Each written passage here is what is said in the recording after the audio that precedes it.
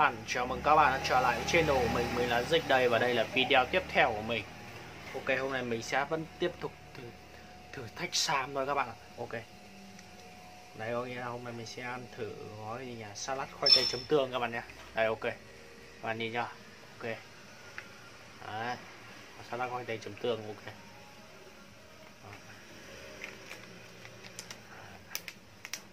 Bạn nhìn chưa? Đấy, các bạn nhìn này. Đấy, mình sẽ ăn hết này, vẫn là thử thách Sam thôi các bạn. Dạo đây mình ấy phải đi làm các bạn.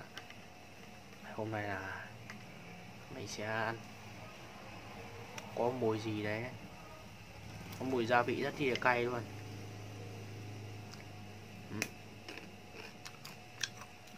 Hơi hiểu.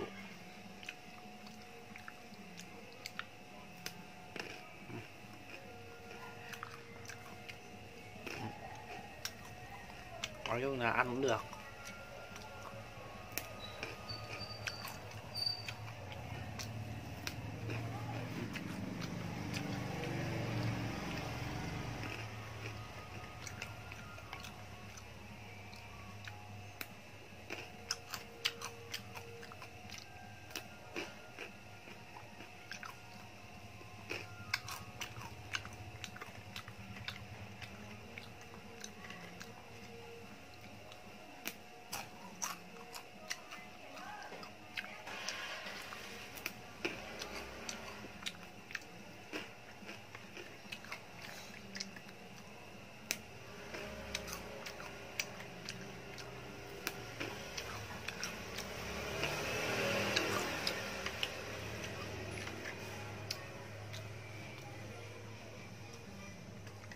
Cảm nhận nó có mùi gì các bạn.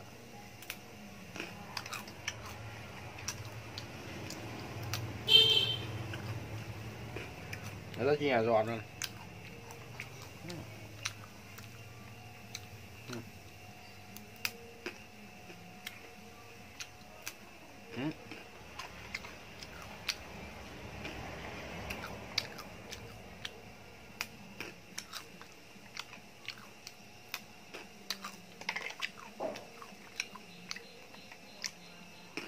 Ngon các bạn nhé. Mình không cảm thấy nó vui vị khoai tây hay gì đâu.